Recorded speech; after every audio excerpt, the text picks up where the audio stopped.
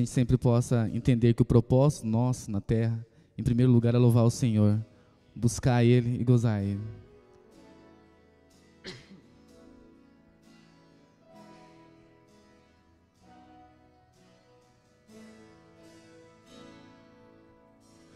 Luz do mundo, vieste à terra, para que eu pudesse.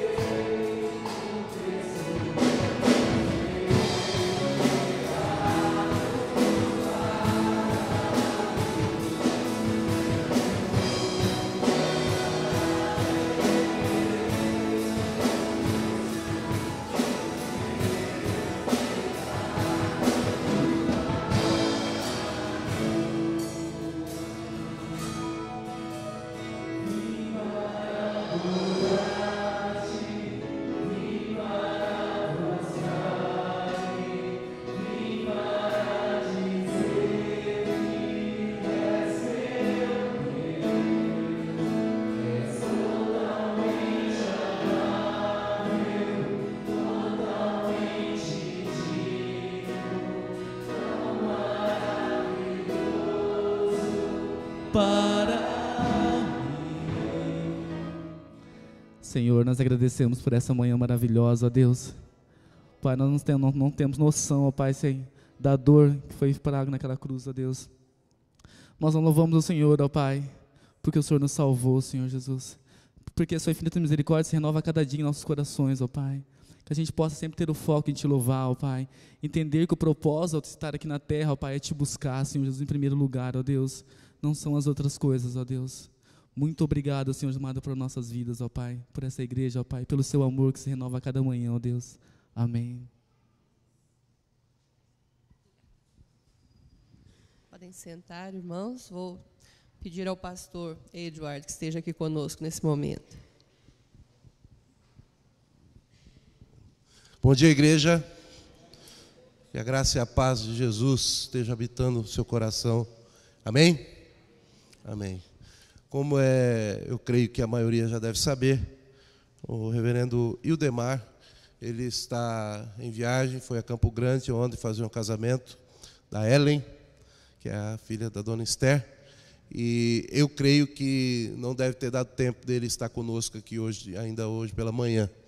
Então, nós estamos aí responsável pela pastoral nesta manhã, e sempre lembrando os irmãos também que hoje, após a escola dominical, nós iremos lá para o Manaim, onde nós estaremos com o famoso meio quilo, ou o famoso quilo, né? Onde nós estaremos juntos lá com o pessoal do Mackenzie voluntário, estaremos ali para ter comunhão, para estarmos ali com os irmãos, almoçarmos juntos nessa comunhão gostosa do corpo de Cristo. Amém, queridos? E você que trouxe o seu quilo, ou seu meio quilo, eu quero lembrar, o Arnaldo acabou de dizer que quem vai ser responsável por já estar aí na guarda dessa carne que você vai trazer ou já trouxe é o nosso irmão diácono Abdon. É isso, Abdon? Então, o Abdon que está recolhendo aí os quilos, tá bom? Então, não deixe aí de fazer isso. Eu gostaria também de dizer a vocês que ontem nós estivemos lá no campo de Guaçuti, no Mackenzie voluntário. Foi um momento maravilhoso, podermos ali estar junto com aqueles irmãos do Mackenzie, também naquela aldeia chamada Guaçuti, o nosso irmão Edemar, que é o missionário responsável. E foi um dia ali também de comunhão, de servindo a Deus, de ação social, ação voluntária, solidariedade com aqueles irmãos. E também foi um dia maravilhoso, passamos ali o sábado todinho, chegamos ontem por volta das 8 horas da noite, Deus nos guardou, Deus nos protegeu, Deus nos abençoou. Pois não, dona Elza? Oi?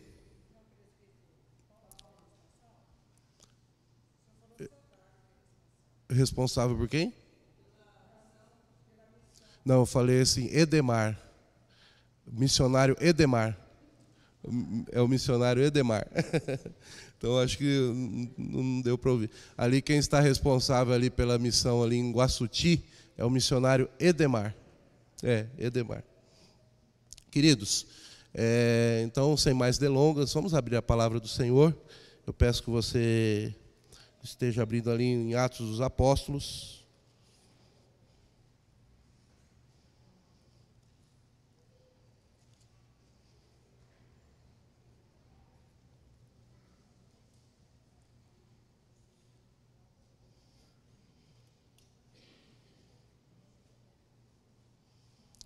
Atos dos Apóstolos, versículo 42. Atos dos Apóstolos, capítulo 2, versículos 42. Atos 2, 42. Atos dos Apóstolos, capítulo 2, versículo 42. Vamos ler todos juntos? Aqueles que acharam, vamos ler juntos. E perseveravam.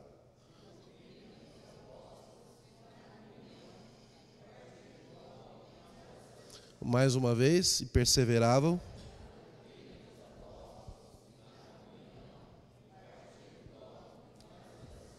Amém. Você está aqui nesta manhã, no dia do Senhor, dia em que nós lembramos, todos os domingos nós nos lembramos da ressurreição do nosso Senhor e Salvador Jesus. Você está aqui nesta manhã porque você tem perseverado. A igreja se reúne todas as manhãs porque ela persevera. A igreja se reúne nas suas orações porque ela persevera. A igreja vem e se reúne e tem comunhão aos domingos à noite porque ela tem perseverado. A igreja de Cristo tem a marca da perseverança.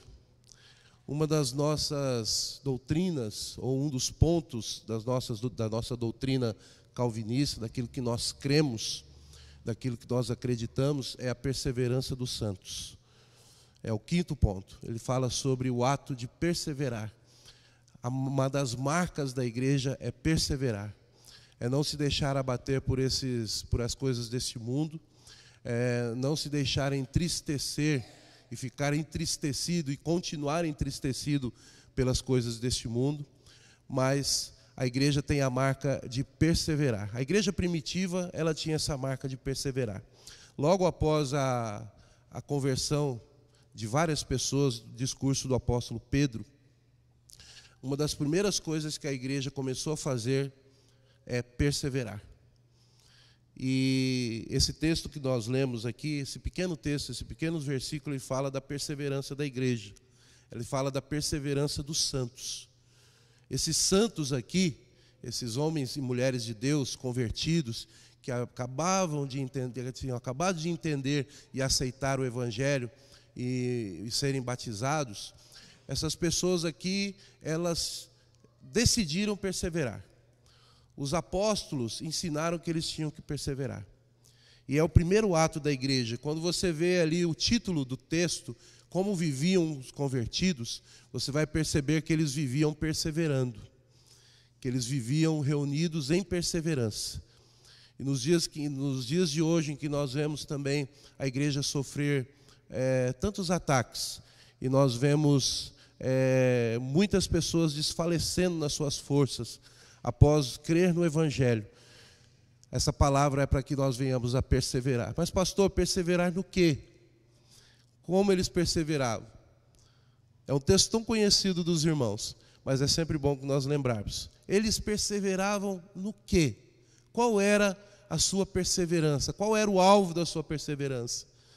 Por que nós nos reunimos todos os domingos de manhã na escola dominical? Por que nós nos reunimos aos domingos no culto vespertino? Por que a gente vem aqui na quarta-feira para estudar, para estar juntos aqui? Porque nós estamos perseverando nas mesmas coisas que aqueles irmãos queridos nossos do passado, da igreja primitiva, perseveravam. Em primeiro lugar, no que eles perseveravam? Na doutrina dos apóstolos. Doutrina. Tem gente que ouve essa palavra e chega a tremer, dá calafrio, né? Tem irmãos que não gostam de ouvir assim, doutrina, eu não gosto de doutrina. Eu já ouvi isso falar. Eu já ouvi irmãos presbiterianos falar que não gostam de doutrina. Lamentável, queridos, lamentável. Se você não gosta de doutrina, é lamentável. Eu creio que todos aqui que estão aqui nesta manhã gostam de doutrina, senão não estariam aqui. Vocês se reúnem na escola dominical para poder aprender a doutrina dos apóstolos.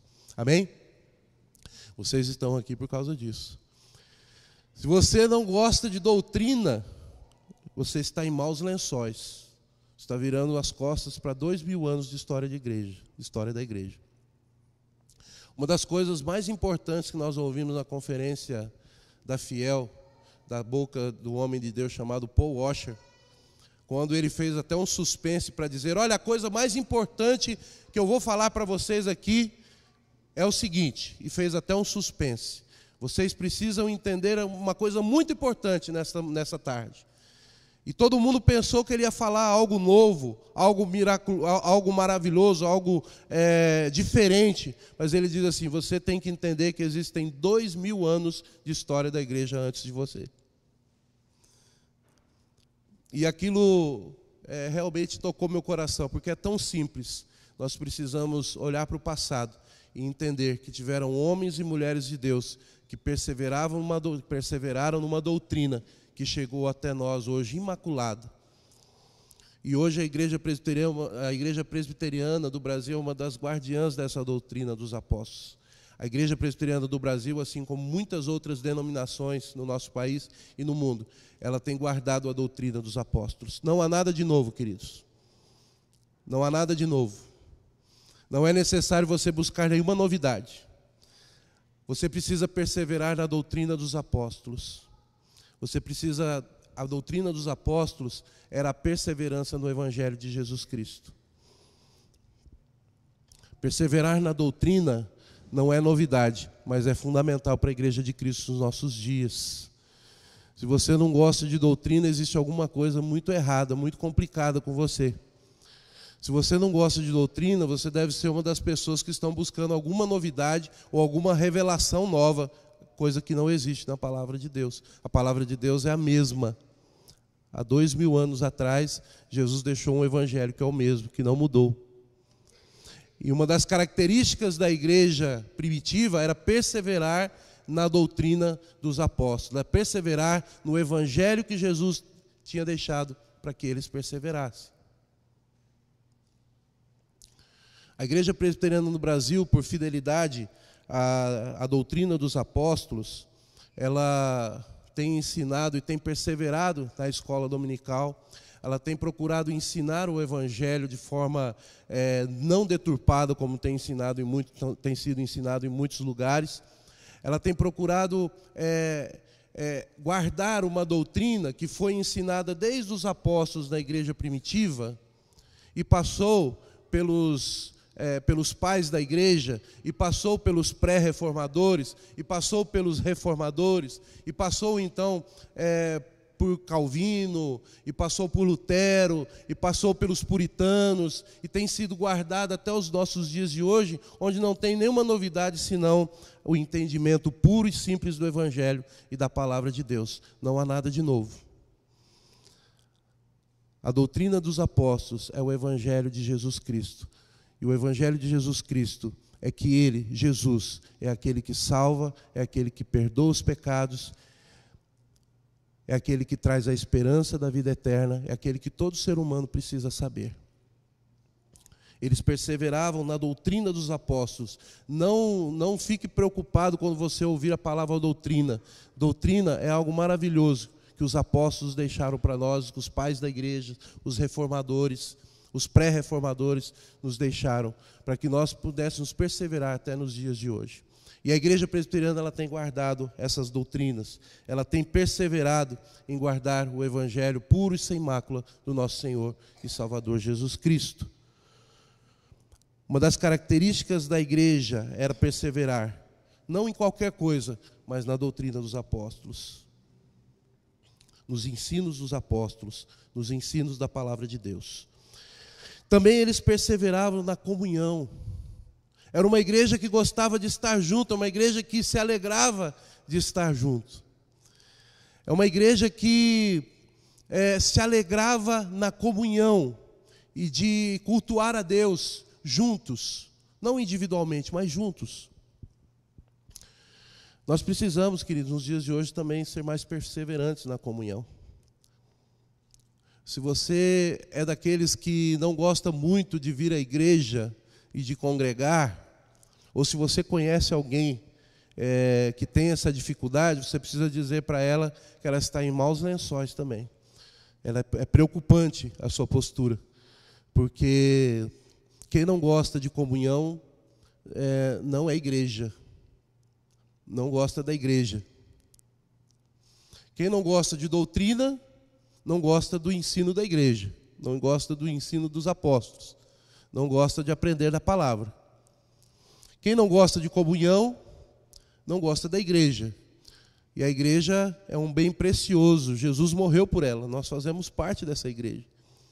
E uma das características da igreja é justamente gostar de estar juntos. Daqui a pouco nós vamos estar almoçando juntos com irmãos de outros lugares, de outras cidades, para justamente ter ali a comunhão do corpo de Cristo, a comunhão do Espírito Santo de Deus, a comunhão da igreja. E aquelas pessoas lá na igreja primitiva, uma característica fundamental, algo que acontecia naturalmente na vida deles, é que eles gostavam de estar juntos. Eles gostavam de perseverar na doutrina, no ensino da palavra de Deus e no aprendizado da palavra de Deus, mas eles gostavam de fazer isso juntos. Eles não gostavam de fazer isso sozinhos, cada um vai num canto, não. Eles gostavam de fazer isso juntos. Eles perseveravam na comunhão. Eles não estavam juntos só no momento da ceia do Senhor. Eles gostavam de fazer tudo juntos. Eles gostavam de pregar o evangelho juntos, de cultuar juntos. Eles gostavam de sentir o cheiro um do outro. Eles gostavam de estar na presença uns dos outros. Então eu quero dizer para você, busque gostar da igreja, gostar da comunhão, de estar na igreja, gostar de vir à igreja, de cultuar junto com seu irmão. Não queira viver um evangelho sozinho. Pessoa, já dizia aquele velho ditado, ovelha que fica sozinha vira petisco de lobo, não é isso? Tá certo isso, não? Ovelha que quer ficar desgarrada, ficar sozinha, vira petisco de lobo. E não faltam lobos aí para poder petiscar as ovelhas solitárias. Não faltam lobos aí para querer devorar aquelas ovelhinhas que não gostam de estar em comunhão. Quando nós estamos em comunhão, nós nos fortalecemos na doutrina, nos fortalecemos no Espírito Santo, nós ficamos mais fortes para poder suplantar as investidas do inimigo, do mundo, da nossa própria carne. Nós temos que perseverar não somente na doutrina, mas na comunhão. Eles também perseveravam, nós já estamos caminhando para o final dessa devocional, no partir do pão. A igreja primitiva era uma igreja solidária. A igreja primitiva era uma igreja que se ajudava. A igreja primitiva era uma igreja que se alegrava junto, mas também que chorava junto.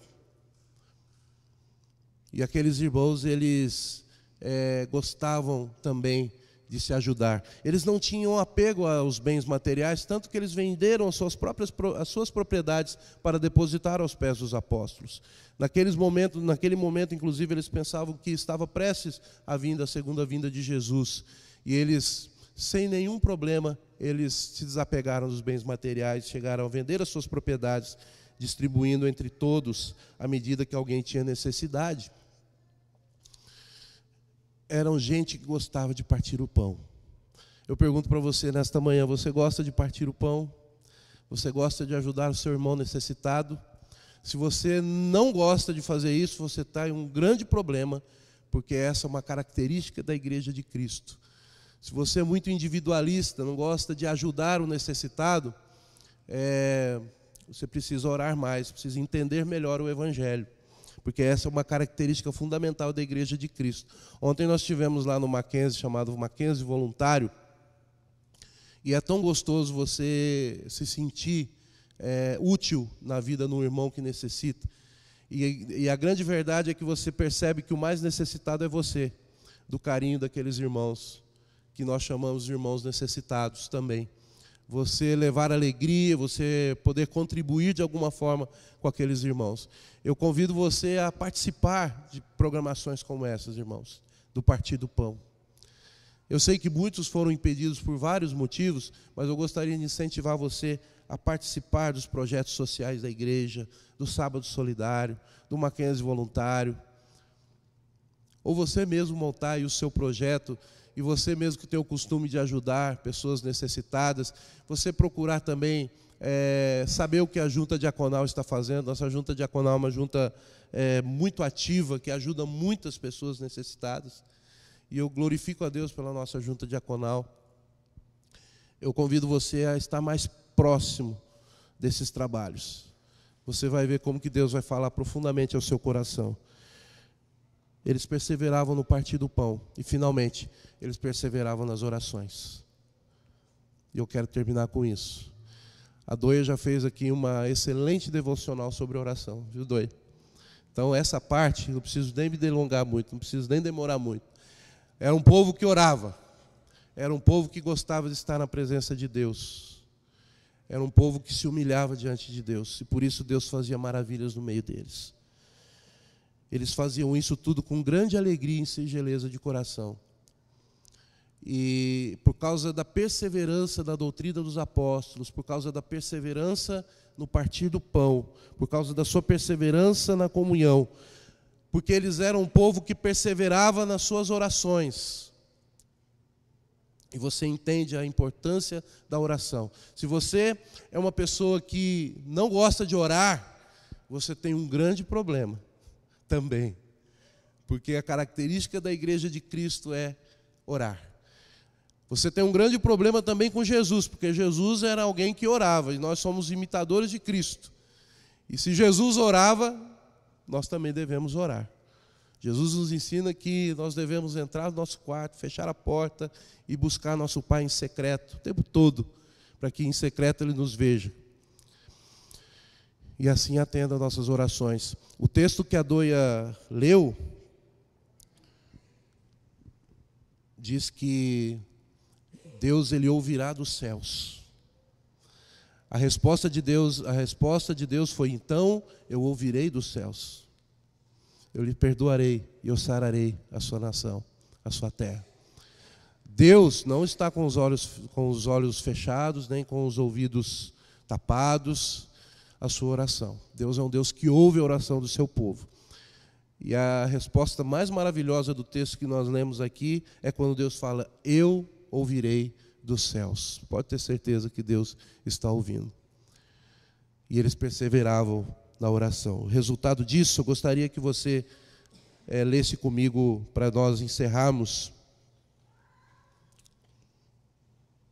A partir do versículo 43 até o 47, esse texto mesmo de Atos 2, 42. Eu vou ler aqui de 43 a 47 para nós encerrarmos. Você lê, acompanhe junto comigo essa leitura. Diz assim: em cada alba havia temor, e muitos prodígios e sinais eram feitos por intermédio dos apóstolos. Todos os que creram estavam juntos e tinham tudo em comum. Vendiam suas propriedades e bens, distribuindo o produto entre todos, à medida que alguém tinha necessidade.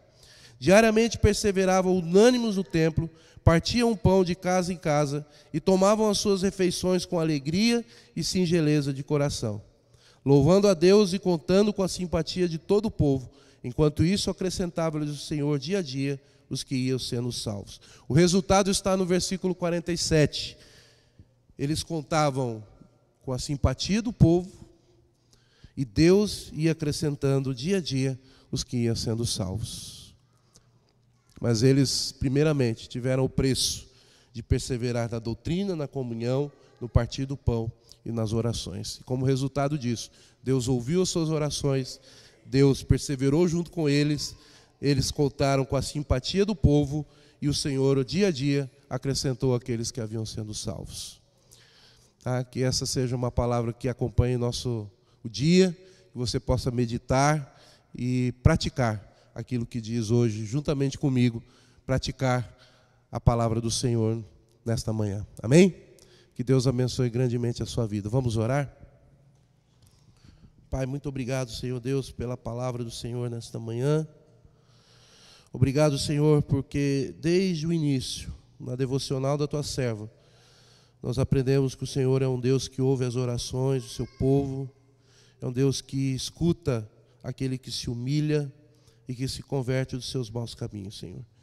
Obrigado, Pai, porque o Senhor também tem falado conosco através desse texto a respeito da perseverança da Tua igreja. Ó Deus amado, nos ensina, Senhor, a ser pessoas perseverantes. Que nós venhamos, Senhor Deus, a perseverar na doutrina.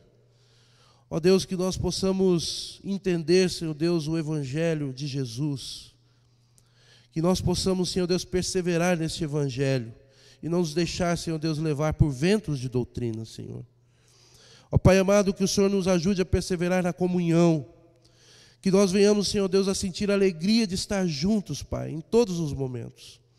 Também nos ajuda, Senhor Deus, a ser uma igreja solidária, que parte o pão, que ajuda os necessitados. Nos ajuda também, Senhor Deus, a ser perseverante na oração, na busca do Senhor e na intimidade do Senhor, ó Pai. Ó Pai amado, e nós sabemos, Pai, que o Senhor vai ouvir as nossas orações.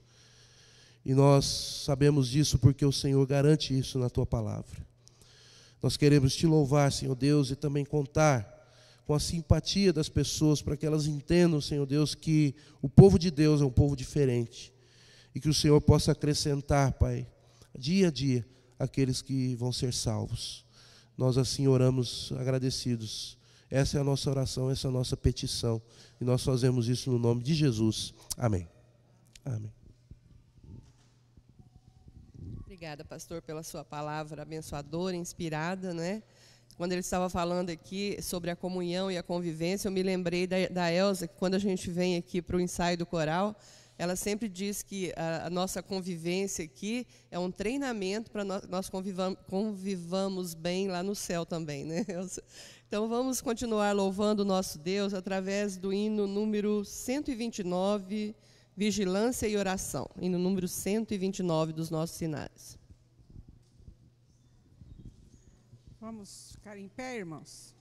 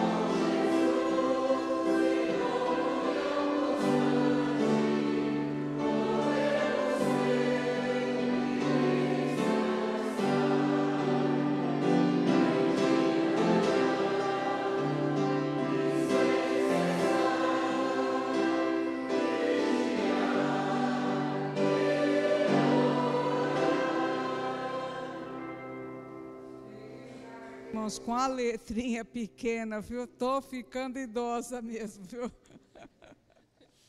É uma idosa jovem, né? Pode se sentar, irmãos.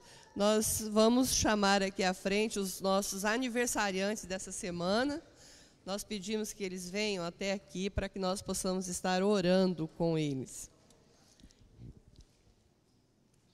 Então, no dia 15, nós temos a Damares, a Francisca, o José Lucas e o Luiz Roberto Moreno. No dia 17, o Kleberson.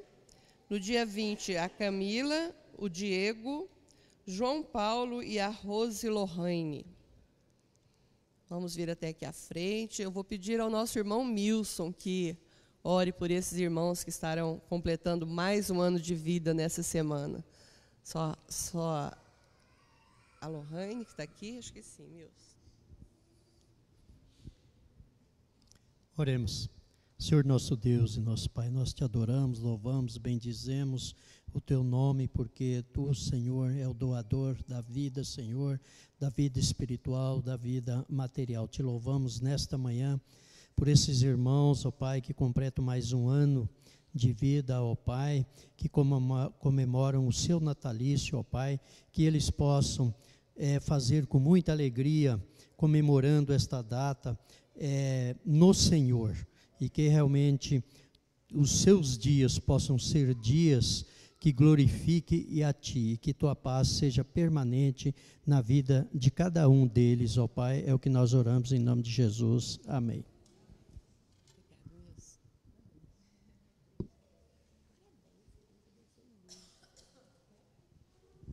E agora, irmãos, nós queremos conhecer os nossos visitantes. Eu sei que já tem um visitante ali. Quem é que nos visita pela primeira vez nessa manhã? Nós temos o netinho da nossa irmã Deusinha ali. Fica em pé para a gente te conhecer. Mais alguém? Então, que Deus te abençoe. Como é que é seu nome? Léo e Gabriel. Tá bom, Léo. O Gabriel já veio outras vezes, né? Léo, que você se sinta bem em nosso meio e volte muitas vezes aqui, tá bom? Para nos visitar. Irmãos, eu vou estar lendo aqui o ranking de presença. Esse ranking que foi publicado aqui no boletim é o ranking da semana passada. Eu mandei para a Jéssica, eu enviei para a Jéssica aqui pelo e-mail, né? Mas acho que não chegou ainda, meu e-mail deve estar meio devagar aqui. Então, eu vou ler para vocês o e-mail, o ranking da semana passada, de domingo passado. Nós tivemos 2 classes aqui em primeiro lugar, os adolescentes de 14 a 17 anos, e os adultos, 36 em diante, né? 36 anos em diante. Os adultos são uma classe bastante grande, são quase 90 matriculados, e é difícil, né, para estar numa porcentagem assim alta. Então, nós damos os parabéns à classe de adultos, aos adolescentes, e pedimos que estejam perseverando mesmo, né, pastor? Perseverando na vinda aqui e no aprendizagem na aprendizagem do Evangelho do nosso Senhor Jesus Cristo. Nós temos aqui um aviso, não sei se alguém mais tem algum aviso para dar. Nós temos um aviso aqui da Vanusa. Ela me entregou aqui, mas não é da Vanusa, não, é da Darcy, né, Vanusa? Favor avisar hoje que a reunião do Círculo Lírio dos Vales da SAF será em Ponta Porã, dia 20 de outubro, sábado, às 14 horas. As irmãs interessadas entrarem em contato com a presidente Darcy. Mais algum aviso? Pois não.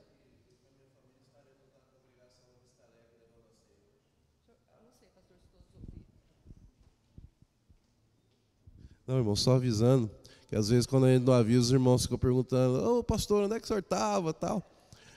Nós vamos estar hoje na congregação Vista Alegre, servindo ali, levando a ceia do Senhor, tá, irmãos? Tá? Eu junto com a minha família, tá? Com o Natan, Lohane, estaremos hoje ali na congregação da Vista Alegre, só avisando. Bem, irmãos, já que o reverendo Delmar não chegou, eu gostaria de saber se tem alguém responsável pela aula de hoje. O Milson. Ai, que ótimo, Milson. Então, tá bom. Então, vamos todos nos dividir nas nossas salas e que Deus nos abençoe muito nessa manhã.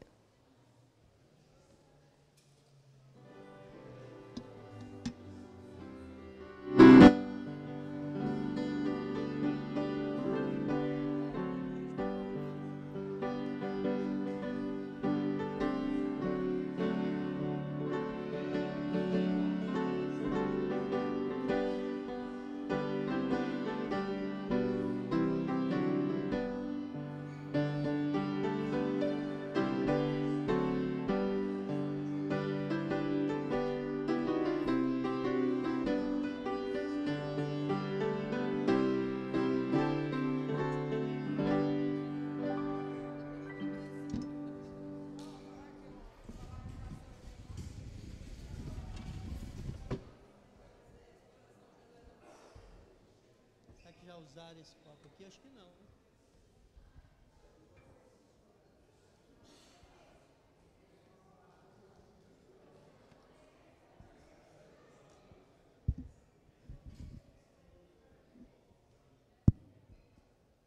Eu vou pedir a todos os que estão aí atrás que passem aqui e ocupar os primeiros bancos. A Cida disse que vai dar um prêmio para todos que ficarem aqui à frente. Eu gostaria que ocupasse aqui os 5, 6 primeiros bancos.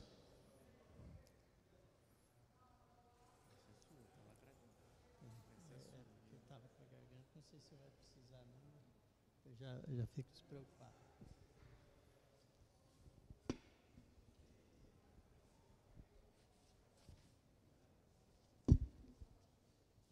Nós queremos saudar a todos os irmãos presentes, na doce paz de nosso Senhor e Salvador, Jesus Cristo.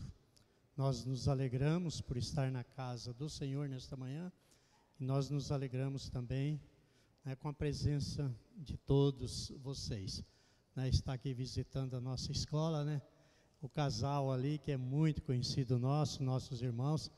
Eu já não me recordo muito os nomes, mas é a filha do pastor Ademir e o seu esposo, presbítero Marcos, e a Ana Lúcia, isso mesmo, vamos estar, obrigado. Então eles estão nos visitando, parece que eu vi os filhos também estão aí, né? E os demais visitantes que se sintam bem no nosso meio. Como já foi dito, o pastor Ildemar, ele está em Campo Grande, já deve estar retornando a Dourados, porém só deve chegar para o horário do almoço. E ele me ligou ontem e me comissionou para estar com os irmãos. Eu falei, aí o professor, né, o nosso irmão, a memória como é que está, né?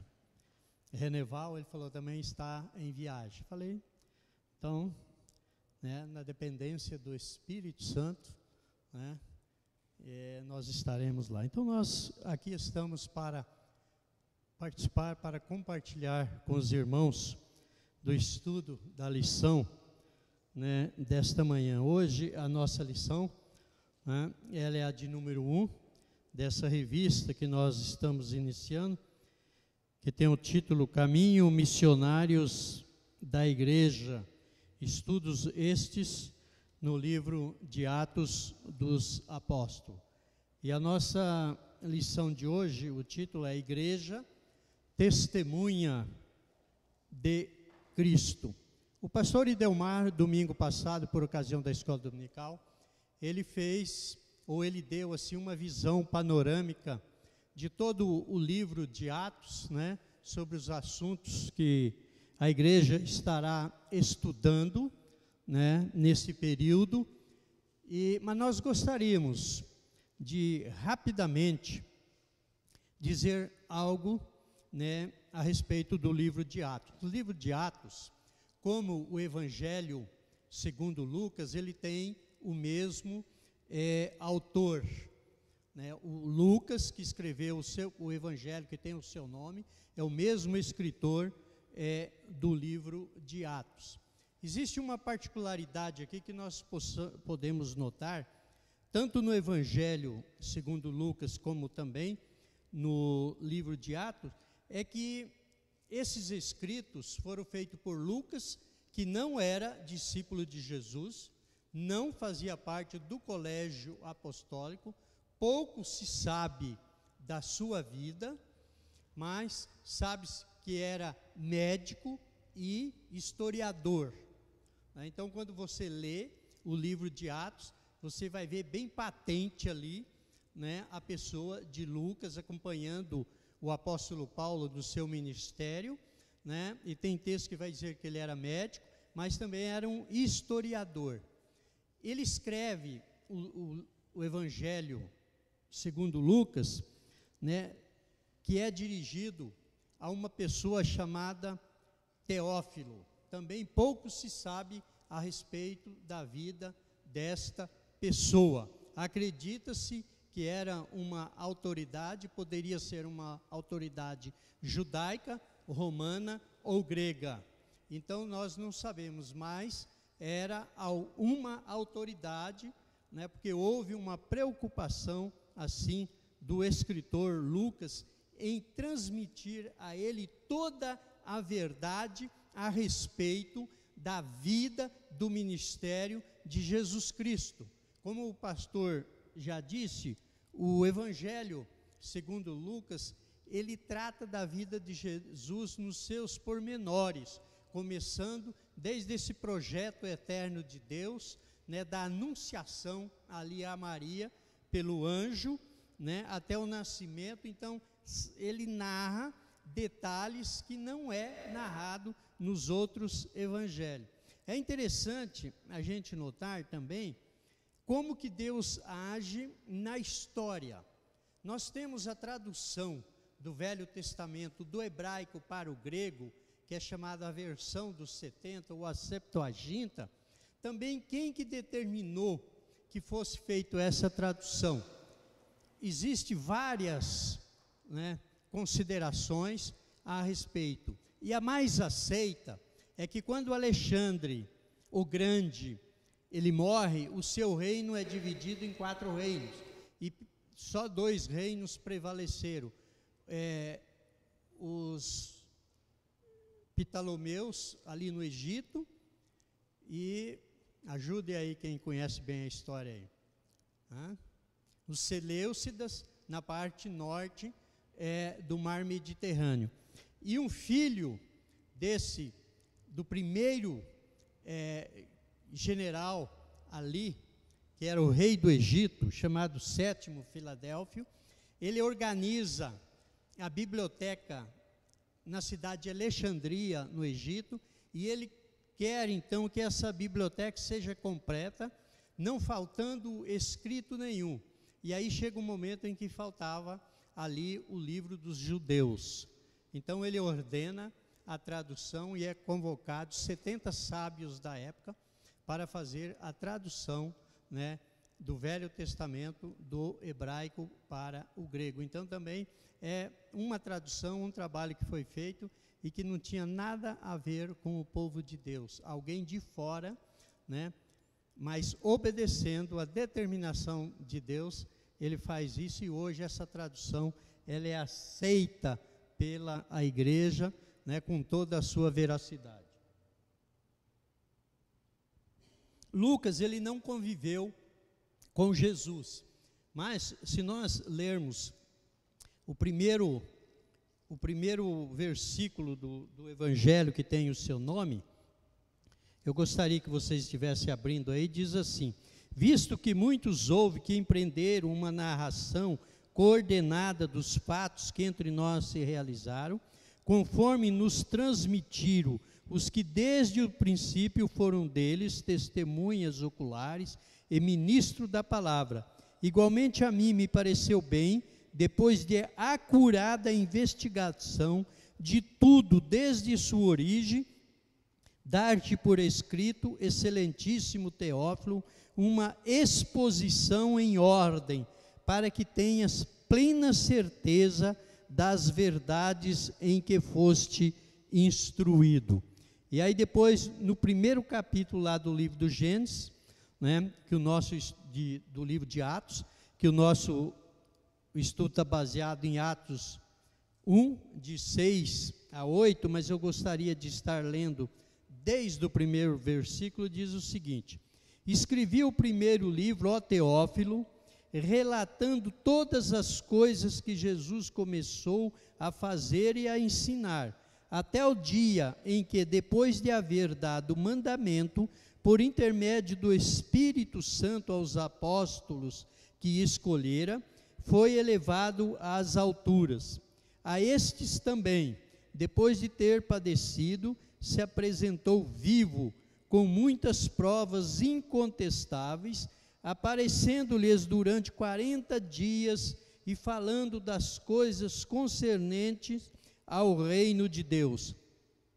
E comendo com eles, determinou-lhes que não se ausentasse de Jerusalém, mas que esperasse a promessa do Pai, a qual disse ele: de mim ouvistes. Porque João, na verdade, batizou com água, mas vós sereis batizados com o Espírito Santo, não muito depois destes dias. Então os que estavam reunidos lhe perguntaram: Senhor, será este o tempo em que restaure o reino a Israel?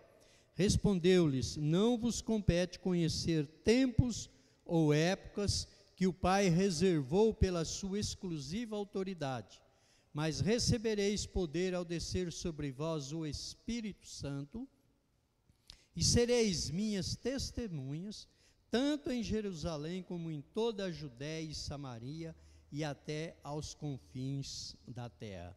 E sereis minhas testemunhas, tanto em Jerusalém, como em toda a Judéia e Samaria, até os confins da terra.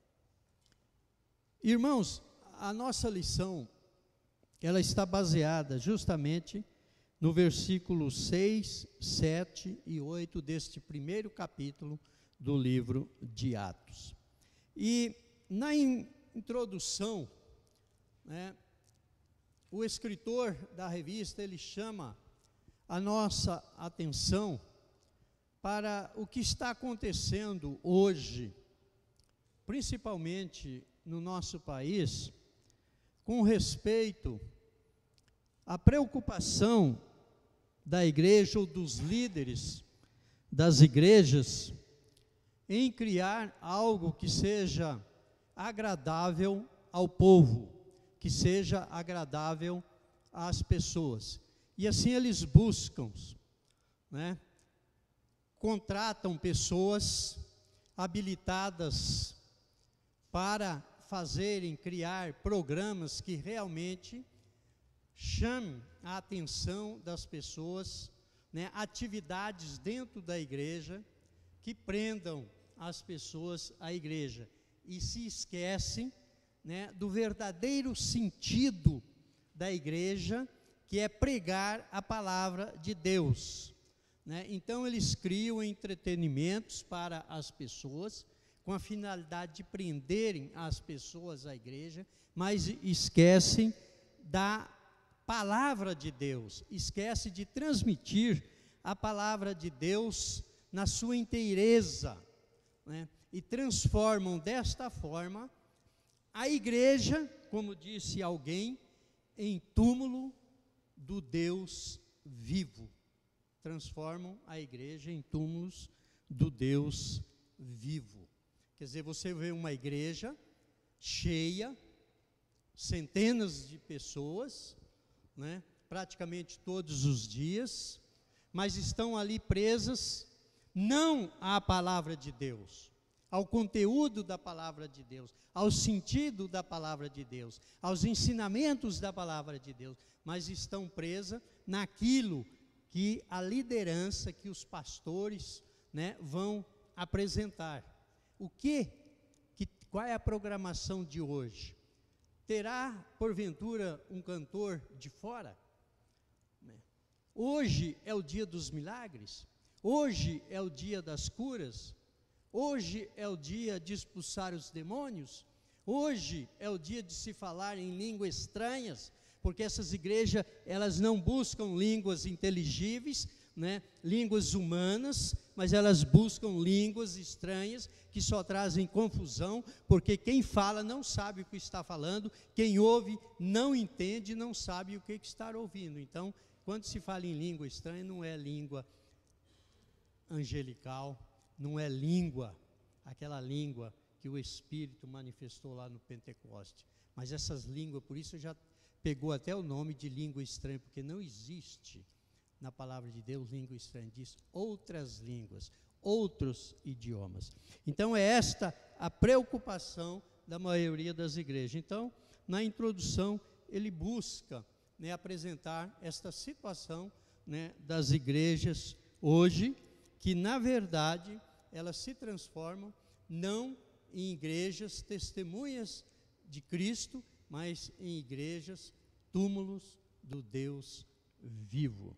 É interessante no texto que nós lemos, que quando Jesus, ali reunido com os seus discípulos, ele faz aquela colocação, né, e eles estão preocupados com o reino visível aqui na terra, com um reino político, porque na época Israel era dominado pelos romanos, né, e os judeus nacionalistas, eles desejavam, eles lutavam para conseguir a sua libertação, a sua independência de outros reinos. Então, quando Jesus fala do reino, ele apresenta o reino ali, né, eles entenderam que era o reino terrestre, né, e ele diz, será este, eles perguntam a Jesus, será este o tempo em que restaures o reino a Israel, e Jesus então vai dizer a eles que não vos compete, né, conhecer tempos. É interessante, irmãos, notar que nos nossos dias também essa questão de estabelecer tempo. Ontem, quem é que ouviu pela televisão, noticiário ontem, lá no Piauí, foi preso um cidadão, né, que estava, ele conseguiu prender lá dentro da sua igreja lá, não sei quantas pessoas, que eu não peguei os pormenores, né, ali daquele enfoque, e dizendo que o mundo iria acabar, que era o fim do mundo, né, então houve assim muito medo das autoridades que ele pudesse estar tentando, né, matar aquelas pessoas ali, como aconteceu há mais de 20 anos, lembra do Jim Jones, lá nas Guianas? Então ontem, notícia agora, de ontem, pessoas estabelecendo épocas, determinando tempo, né? E Jesus diz, não vos compete com isso, ele não se preocupe com o tempo. Então, o que Jesus também pode passar? Olha, a minha volta é eminente, eu vou voltar. E qual deve ser a posição do crente, do cristão, com relação a isso? É viver essa expectativa. Nós temos que viver essa expectativa da volta de Jesus. Ele pode voltar hoje, ele pode voltar amanhã, e ele pode voltar daqui a 100 anos, 200 anos, 300 anos. Então, o que nós devemos fazer é estar preparados. E é isso que Jesus agora vai dizer, não vos compete conhecer tempo, mas vocês devem viver essa expectativa da minha volta e anunciar ao mundo a minha volta. Por isso que ele diz, mas sereis minhas testemunhas, né? Aonde? Jerusalém. Aonde mais? Judéia. Aonde mais? Samaria, até os confins da terra, né? Até os confins da terra. Então a nossa lição agora ela está focada justamente ser testemunha de Cristo. Essa palavra testemunha, ela vem de uma palavra latina que é testemunho. Testemunho que quer dizer anunciar, aliás, anunciar não é confirmar algo que você presenciou, né? Confirmar algo que você presenciou, né? Atestar ou declarar uma verdade. Mas no contexto bíblico ela vai muito mais além, e ela está muito mais, né, patente na anunciação. Você vai ser uma testemunha, você não precisa esperar que alguém te prenda para você testemunhar do Evangelho. O que Jesus está dizendo ali é o seguinte, vocês serão uma testemunhas vivas, vocês serão testemunhas atuantes, vocês serão testemunhas anunciadora do Evangelho. Naquela época era diferente de hoje. Hoje eles já tinham,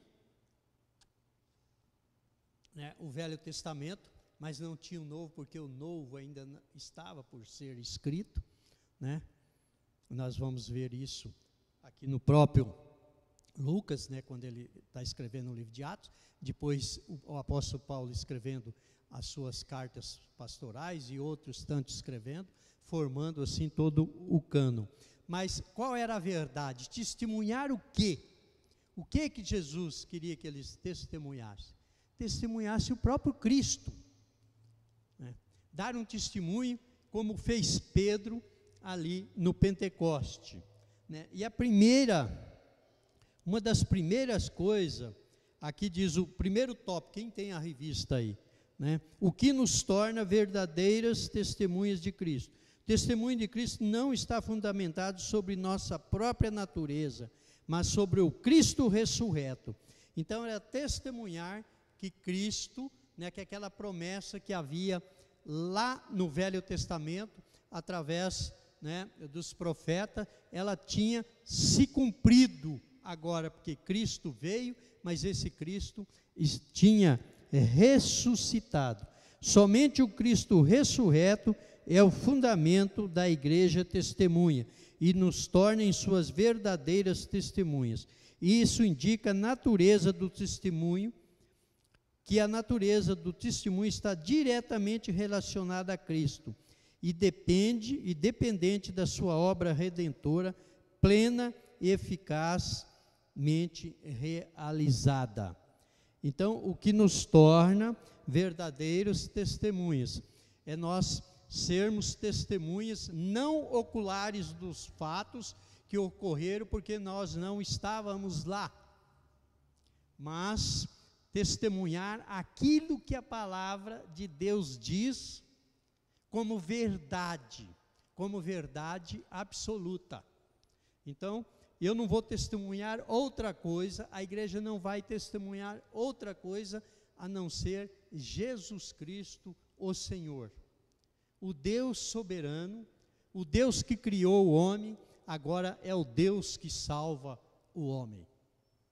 Então, o que nos torna é termos consciência deste mandato. A partir de que contexto o Cristo ressurreto nos torna suas testemunhas? Capítulo 2, voltando ao final do versículo 3, observamos que Cristo, durante os 40 dias em que esteve ressurreto entre os discípulos, falou-lhes acerca do reino de Deus. Olha aqui Jesus, como também João Batista. Qual era a mensagem de João Batista? Arrependei-vos, porque está próximo o reino dos céus. Aí vem Jesus falando do reino. Praticamente todas aquelas parábolas que Jesus contava aos seus discípulos, ele queria mostrar a realidade do reino dos céus. Do reino dos céus. E aqui ele volta a falar do reino, né?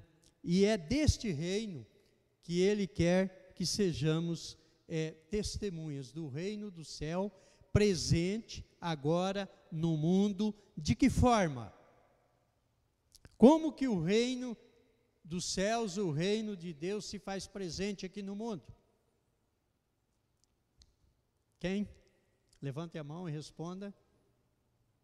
Como que se faz presente o reino de Deus, o reino dos céus aqui na terra? Não. Isso é processo. Como que o reino de Deus, o reino do céu, se faz presente aqui no mundo? Como que se faz presente? Como é que está presente aqui? Na pessoa de Jesus Cristo. Então o reino ele se faz presente na pessoa de Jesus. Olha que João Batista, arrependei-vos porque está próximo o reino do céu. Aí Jesus vem e estabelece o seu reino aqui, não aquele reino que os discípulos, lembra que os discípulos estavam preocupados com a restauração do reino de Israel, porque a visão deles era voltada para uma questão política, territorial, não a visão, espiritual. Então, o reino dos céus, o reino de Deus é estabelecido, se faz presente aqui na terra, através da pessoa de Jesus Cristo. O que é o reino dos céus? Eu até anotei aqui, para não esquecer, eu ando muito esquecido, diz assim, reino de Deus, o reino dos céus, é aquela esfera ou terreno, em que a soberania de Deus é reconhecida, e sua vontade é obedecida, inclusive anjos não caídos, e homens redimidos por Cristo, em todos os séculos. É uma soberania espiritual que Jesus Cristo exerce através da pregação de sua palavra e da operação do Espírito Santo.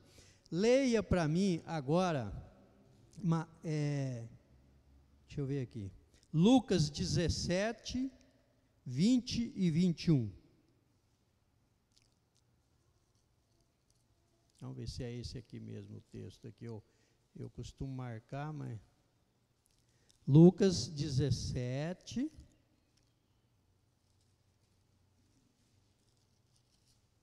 20. Vamos lá? Interrogado pelos fariseus, sobre quando viria o reino de Deus, Jesus lhe respondeu: não vem o reino de Deus com visível aparência, nem dirão, ei-lo aqui ou lá está, porque o reino de Deus está dentro de vós. Então, esta soberania espiritual, né? Então é uma esfera, o reino de Deus é uma esfera espiritual. Uma vez aqui eu já perguntei, né, a igreja é o reino de Deus? Em partes podemos dizer que sim, mas na verdade a igreja está dentro do reino, quando ela proclama, quando ela prega, quando ela testemunha Jesus Cristo. Quando ela faz isto, a igreja está dentro do contexto do reino de Deus. Então, o que o escritor da revista ele aborda ali na sua introdução? Que existe igrejas, denominações, igreja entre parênteses, denominações que na verdade não estão dentro do reino. Não estão dentro do reino, porque o reino é essa esfera espiritual. Por isso que Jesus vai dizer, o reino está dentro do coração de vós. Você tem que viver esta realidade. Você tem que ser essa testemunha, né, de Cristo. Vamos lá? O versículo 3, o capítulo 3 aqui. Ainda tem bastante tempo. Cristo corrige o conceito teológico dos discípulos. É muito importante notar que Jesus não aceitou que o conceito teológico dos discípulos fosse estabelecido como pano de fundo para o testemunho da igreja. No versículo 7 ele diz: não vos compete conhecer tempos ou épocas que o Pai reservou pela sua exclusiva autoridade. Com essas palavras ele claramente impede seus discípulos de distrair sua atenção dos verdadeiros conceitos teológicos que devem formar a base para o testemunho da igreja, ao prenderem sua atenção, esforço e reflexão a especulações que não lhes compete. Especificamente no que diz respeito à preocupação escatológica dos discípulos, Jesus afirma que especular acerca dos tempos ou épocas está absolutamente fora da nossa alçada, uma vez que os tempos e épocas o Pai o reserva para a sua própria exclusiva autoridade.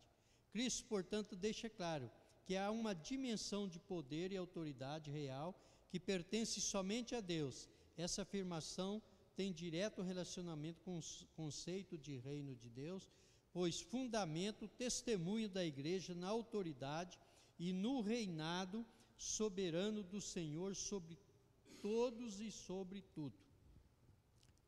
Nós estivemos a semana retrasada participando lá do congresso da Fiel, lá em Águas de Lindóia, juntamente com os pastores da igreja e mais outros irmãos. E o que nos prendeu bastante a atenção ali, ou nos chamou a atenção, foi o fato da preocupação que existe por parte das igrejas chamadas igrejas tradicionais, né, em buscar a palavra de Deus como ela é, transmitindo com toda a fidelidade. A Fiel, ela é uma editora de livros batista. Esses eventos que ela promove ali na cidade de Águas de Lindóia, e para o ano que vem o pastor já está querendo fazer uma caravana de em torno de 40 a 45 pessoas. Olha, não perca a oportunidade de estar ali participando. A grande maioria dos participantes, ali tinham mais de 2.000 pessoas, todos oriundos da igreja batista, mas igrejas batistas reformadas. Os preletores, pregadores, né, vindo alguns lá dos Estados Unidos, todos pregando, todos fundamentando a sua mensagem na doutrina reformada, que é a palavra de Deus. Quando nós falamos em doutrina reformada, os irmãos alguns podem pensar, será que estão reformando a palavra de Deus, reformulando a palavra de Deus? Não. Quando se fala em doutrina reformada, é a volta da igreja aos princípios básicos da fé cristã, como a Bíblia apresenta. Vocês lembram que lá no movimento da reforma, que nós estamos comemorando agora, que dia que é o dia da reforma? Dia 31 agora comemora-se a reforma protestante do século XVI. Hã? Ela está me lembrando aqui, no dia 31 de outubro, é o dia das bruxas também, né? Quando o mundo comemora. Nós comemoramos a reforma protestante. Então, por quê? O que aconteceu na reforma? A igreja, o clero, estava tão fora da realidade cristã, tão fora da palavra de Deus, né? Ela foi assim formando os seus dogmas de tal maneira que a pessoa de Jesus Cristo ficou relegada a segundo plano. A palavra de Deus estava acorrentada ali, as pessoas não tinham acesso à palavra de Deus. Então surge o movimento da reforma, que é o retorno ao cristianismo primitivo, o retorno à observação da palavra de Deus como ela é, né? O livre exame da palavra de Deus por parte das pessoas. Quer dizer, todas as pessoas, né, podem ter a palavra de Deus em suas mãos, examinando, estudando, aprendendo, se edificando, crescendo espiritualmente, não interpretando. Até o pastor aqui, eu pedi para ele um dia dar essa diferença. Interpretar a palavra é uma coisa, e como é que é o termo que eu usei lá? Acabei de usar, ó. Não, que eu falei. Falei aqui. Exame, né? Livre interpretação, não. Livre exame. Porque interpretação, ela não pode ser livre, aleatoriamente. Porque senão cada um vai interpretar a palavra de Deus de uma forma, né, e vai praticá-la de uma maneira ou de outra. Então, para interpretar, né, tem métodos, né, são pessoas altamente qualificadas para fazer a interpretação, né? Então, isso não era permitido. Então, surge o movimento da reforma, né, que é a volta às origens, volta à palavra de Deus. Então, hoje, quando se usa igrejas de princípios reformados, é justamente as igrejas que seguem esse princípio de se basear a sua vida toda na palavra de Deus, testemunhar a palavra de Deus, e sereis minhas testemunhas. Então, o cristão, ele só pode ser testemunha se ele estiver testemunhando um fato real, senão ele é falso testemunha. E como que ele vai testemunhar que Jesus ressuscitou, né, não baseado na palavra de Deus, né? Outra coisa que nós temos que ver também, deixa eu ver aqui se não está aqui é a questão do poder, está aqui no tópico 4. Então Jesus aqui no tópico 3, ele corrige, né, o conceito teológico dos discípulos, que tinham a sua mente voltada para a restauração de Israel, né, político, né? Então ele corrige isso aí e comissiona-os, né, a serem testemunha. De que forma Cristo fundamenta o testemunho da igreja, partindo do conceito do reino? O tópico 4. Imediatamente após repreender o falso conceito teológico dos discípulos, Cristo fornece os verdadeiros elementos que devem nortear o testemunho da igreja.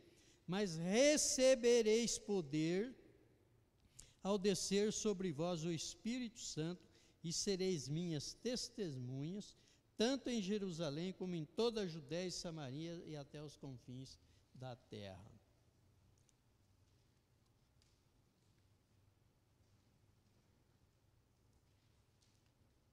Nós vamos ver que Jesus disse assim: mas recebereis poder.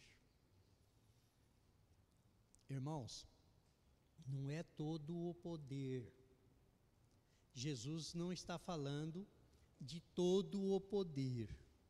todo o poder pertence a Deus, todo o poder pertence a Cristo. Noutra feita ele diz: toda a autoridade me foi dada nos céus e na terra, ide por todo o mundo e pregai o evangelho a toda criatura. São textos similares com o que nós lemos hoje lá no livro de Atos. É o comissionamento, né? Então, a pessoa só pode testemunhar, a igreja só pode testemunhar Jesus Cristo se ela tiver realmente o poder para testemunhar. Observamos que ali ele está dizendo que, né, eles receberiam o poder para testemunhar. Esse poder não é para outra coisa, para se promover, para a igreja se promover como igrejas, né, entre aspas, que diz: você vem aqui porque aqui existe o poder, nós temos o poder, aqui há poder de cura, aqui há poder disso, aqui há poder daquilo. Não, o poder provém de Deus através do Espírito Santo com um fim específico. Aqui nós tivemos aula com o pastor Idelmar sobre os dons espirituais, quando ele mostrou à igreja toda, né, a realidade, né, dos dons espirituais, que eles têm um fim específico. Então esse poder que é dado aqui à igreja é para servir de testemunha de Cristo. Nós conhecemos a história do Simão, que ele quis comprar o poder porque ele queria se projetar, né? Ele queria uma autoprojeção. Agora eu tenho poder, eu comprei o poder, eu adquiri o poder. E qual foi a resposta dos apóstolos, né? Que a alma dele estava em fel de amargura, ele não participava, né, desse ministério de Cristo, né? Então o poder é para testemunhar, esse poder que ele está falando aqui. E só podemos testemunhar, né, a igreja só pode testemunhar, ser testemunha, se ela tiver o poder de Deus. Conta-se na história dos mártires, que muitas pessoas, quando viam aqueles mártires, né, sendo lançados às feras ou queimadas vivas, que elas se propunham também, falavam: eu também vou. Mas quando chegava na hora que ela sentiu o calor do fogo, quando ela sentiu o rugir das feras, elas corriam, elas fugiam, elas desistiam, porque elas não eram movidas pelo poder de Deus. Então, como testemunhar se não for pelo poder de Deus? Tem um livro que ele não faz parte da nossa Bíblia, que ele é um livro considerado apócrifo. São 2 livros, né? 1º e 2º Macabeus, faz parte da Bíblia que a Igreja Católica Romana usa. Então, como histórico, aqueles 2 livros são excelentes. Mostra a história, né, da perseguição ao povo de Israel, né, e ele apresenta vários fatos assim, aonde tem a história de uma mulher chamada a viúva Felicidade, né, que ela tinha, não lembro bem se era 6 ou 7 filhos, né, que ela foi presa com os filhos, e todos os filhos foram martirizados na presença dela ali. Aí quando o último filho, né, então ali o executor falou: olha, tende misericórdia de pelo menos um dos seus filhos, poupe a vida de um dos seus filhos, negue a sua fé. Aí ela virou e falou, a história diz que ela falou na língua materna, talvez o aramaico: meu filho, eu te carreguei no ventre 9 meses, eu te trouxe ao mundo, eu te ensinei os primeiros passos. E aí ela vai descrevendo todo o cuidado que ela teve com aquele filho e tudo, fala: agora uma coisa eu te peço, meu filho, não negues a nossa fé, honre a tua mãe com a tua morte, com o teu sacrifício, não me desaponte. Só pelo poder de Deus, não tem explicação. só pelo poder de Deus. Então, testemunhar, anunciar, pregar, enfrentar as dificuldades, as adversidades, só pelo poder de Deus. Por isso que Jesus falou, mas recebereis poder. Enquanto vocês não receberem o poder, fique quietinho aí em Jerusalém. Não se ausente de Jerusalém, enquanto vocês não receber o poder do Espírito Santo. O poder do Espírito Santo direcionado ao testemunho. Entendendo que o Espírito Santo não nos concede o privilégio de manipular o poder de acordo com as nossas preferências e interesses, notamos que esse poder está direcionado ao testemunho, um poder que não conduz a igreja a testemunhar o Evangelho de Jesus Cristo, deve ser considerado como suspeito por nós. O testemunho prestado pela igreja é muito bem definido no texto. Como igreja, somos testemunha de Cristo. Portanto, nossa mensagem anunciada por todos os veículos possíveis deve estar radicalmente centrada na pessoa de Jesus Cristo, em sua obra graciosa e redentora, e primordialmente para testemunhar essa mensagem do Evangelho de Jesus que recebemos, a captação é primordialmente para testemunhar essa mensagem do Evangelho de Jesus que recebemos a capacitação do Espírito Santo. Nesse sentido, os discípulos já haviam sido instruídos por Jesus em uma ocasião anterior à sua ascensão. Quando, porém, vier o Consolador, que eu vos enviarei da parte do Pai, o Espírito da verdade, que dele procede, esse dará testemunho de mim, e vós também testemunhareis, porque estáis comigo desde o princípio. João 15, 26 e 27. Um testemunho global acerca do Evangelho de Jesus Cristo. Então agora, quando Jesus, vós sereis minha testemunha, tanto em Jerusalém como a Judéia, Samaria e até os confins da terra. O que ele coloca? Não existe lugar definido para ser testemunha de Jesus Cristo. Onde você estiver, onde a igreja estiver, ela tem que testemunhar Jesus Cristo.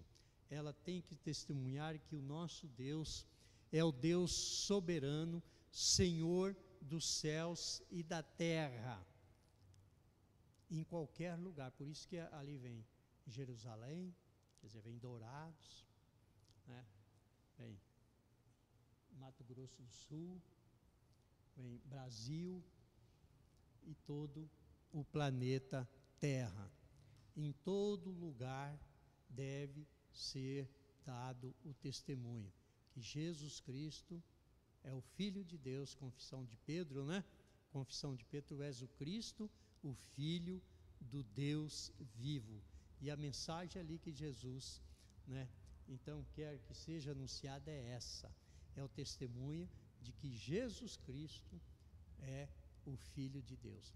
E a prova do poder de Deus para testemunhar está na vida de Pedro. Se vocês lerem ali no livro de Atos, no capítulo 2 em diante, Pedro, que era aquela pessoa, assim, bem difícil de entender, muito explosiva, uma pessoa explosiva como ele era, tomava a dianteira, era o primeiro a chegar. Na hora,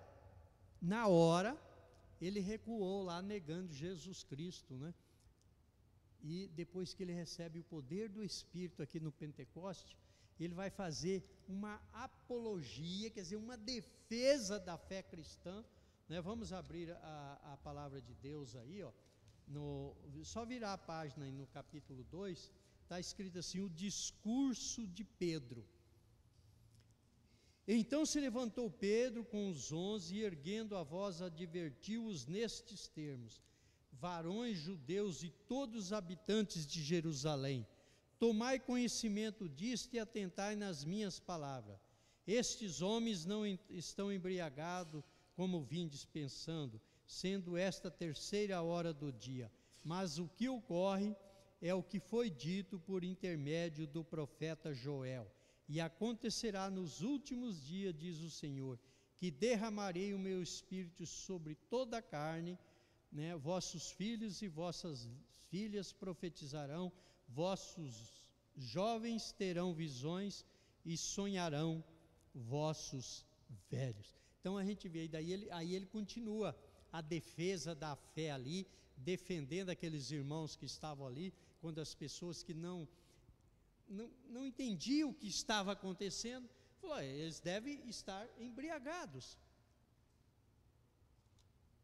Como é que Pedro se levanta, né, em defesa da fé cristã, e ele, na sua defesa, ele acusa as autoridades, né, judaicas, que foram eles que mataram a Cristo, mas pelo determinado propósito de Deus. Então Deus os usa, né, mas isso não os isenta de responsabilidade. Então você vê a força ali na defesa de Pedro, por quê? Porque ele recebeu o poder. E depois Pedro, numa das suas epístolas, ele vai dizer que nós devemos estar preparados para dar razão à nossa fé. Nós devemos estar preparados para dar razão da nossa fé. A igreja deve estar preparada. E eu vejo assim, né, até com gratidão a Deus, né, a preocupação que o pastor Edward tem quanto educar a igreja, né, nos princípios doutrinários, passando os ensinamentos de uma forma tão clara, tão objetiva, de maneira tal que a igreja possa conhecer os princípios básicos da fé, da salvação em Cristo Jesus, e assim poder dar razão. Então eu acredito que se qualquer um de nós aqui presente formos interpelados a respeito da nossa fé, por que você crê assim, por que você é presbiteriano, eu creio que cada um de nós vai responder de uma maneira satisfatória. Por quê? Porque nós somos instruídos na palavra de Deus. Então a igreja que quer testemunhar de Jesus Cristo, ela tem que estar familiarizada com a palavra, na dependência total do Espírito Santo, sabendo que este poder não é um poder humano, mas é um poder que provém de Deus, porque esta é a promessa dele. Sejamos, pois, testemunhas de Cristo. Amém? Que Deus esteja abençoando assim a igreja, né, e que a gente, baseado nos estudos, né, desta revista, nós possamos estar bastante conscientes, né, da responsabilidade que pesa sobre nós como testemunhas de Cristo Jesus. Amém. Vamos orar. Eu vou pedir ao nosso irmão presbítero Antônio Saturnino que se coloque orando a Deus, agradecendo pelo estudo que nós tivemos nesta manhã.